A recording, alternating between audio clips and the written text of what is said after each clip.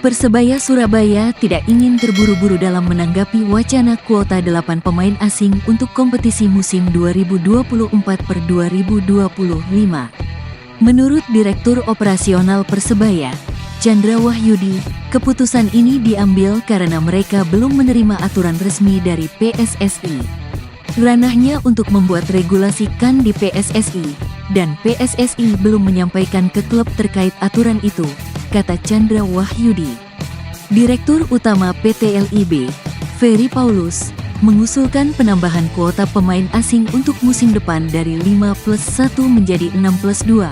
Ia menjelaskan bahwa penambahan ini bertujuan untuk meningkatkan kualitas kompetisi. Meskipun demikian, jumlah maksimal pemain asing yang boleh berada di lapangan secara bersamaan tetap 5+1.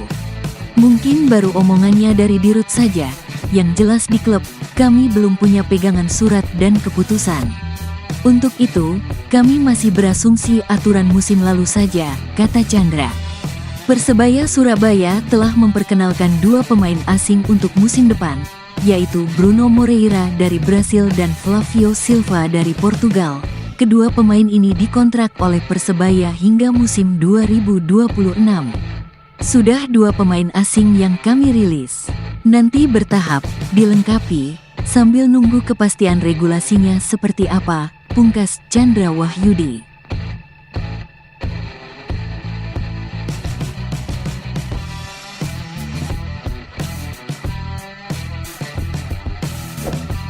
Persib Bandung berhasil menjuarai Liga 1 2023-2024 setelah mengalahkan Madura United di final Championship Series pada Jumat, tanggal 31 Mei tahun 2024, dengan agregat 3-1. Kemenangan ini disambut gembira oleh legenda Persebaya Surabaya, Bejo Sugiantoro, karena putranya, Rahmat Irianto, menjadi bagian penting dalam kesuksesan Persib setelah 10 tahun. Rian, sapaan Rahmat Irianto, mengikuti jejak ayahnya dengan menjuarai Liga Indonesia. Setelah kemenangan tersebut, Bejo Sugiantoro berbagi cerita tentang tantangan yang dihadapi Rahmat saat bermain untuk Persebaya Surabaya. Alhamdulillah akhirnya pembuktikan ini berkat campur tangan Allah SWT. Rahmat Irianto berawal sedih tangis bahkan putus asa, tulis Bejo. Rian sering tidak dihargai di tanah kelahirannya saat menjadi kapten Persebaya Surabaya musim 2021-2022. Ia kerap mendapat komentar negatif, dianggap sebagai anak titipan atau anak emas karena ayahnya, Bejo Sugiantoro, menjadi asisten pelatih. Untuk membuktikan dirinya, Rian pindah ke Persib Bandung pada awal musim 2022-2023. Di tempat lahirmu dan tim impian masa kecilmu ingin berbuat baik serta ukir prestasi, tapi dibunuh karakter sebagai pemain titipan dan pemain bisa apa tanpa adanya ayah, tambah Bejo Sugiantoro. Kemarahan atas tudingan-tudingan negatif itu akhirnya dipendam oleh Bejo Sugiantoro dan keluarganya, namun ia mengaku tak akan melupakan pihak-pihak yang melontarkan kalimat negatif itu. 2 tahun kita sama-sama pendam marah kecewa keluarga kita tanpa kita buka siapa dalang semua itu.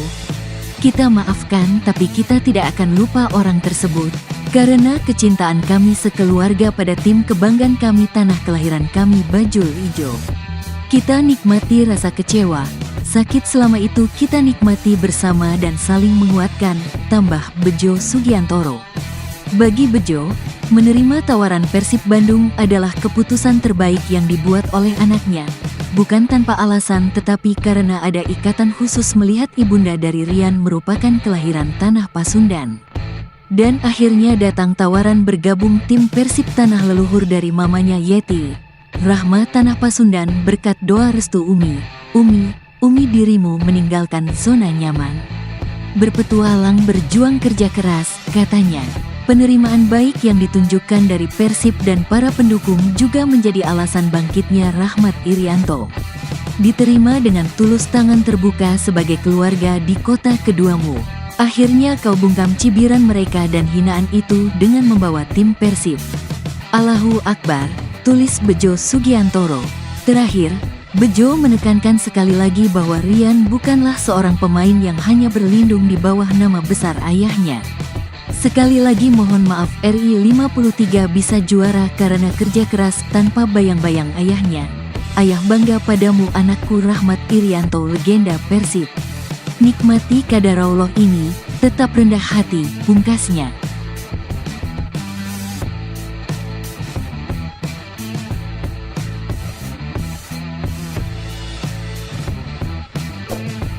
Sejumlah oknum supporter Persebaya atau bonek diduga melempari kaca jendela KA Pasundan hingga pecah. Wali Kota Surabaya, Eri Cahyadi, telah menyampaikan permintaan maaf atas insiden tersebut. Menurut laporan, kejadian ini berlangsung di Jalan Ambengan, Surabaya, pada Kamis, tanggal 30 Mei tahun 2024, pukul 23.50 waktu Indonesia Barat. Akibatnya, 7 kaca jendela gerbong KA Pasundan pecah, dan 2 orang mengalami luka di pipi serta pergelangan tangan. Saya baru tahu subuh tadi diberi kabar kalau itu supporter Persebaya, anak-anak bonek. Saya pastikan ini bukan bonek, tapi oknum. Saya sebagai wali kota Surabaya mengucapkan mohon maaf. Semoga tali silaturahmi persaudaraan Persebaya dan Persib tidak pudar karena masalah ini, ujar Eri. Mohon maaf, ini tidak semua bonek. Ini oknum dari bonek.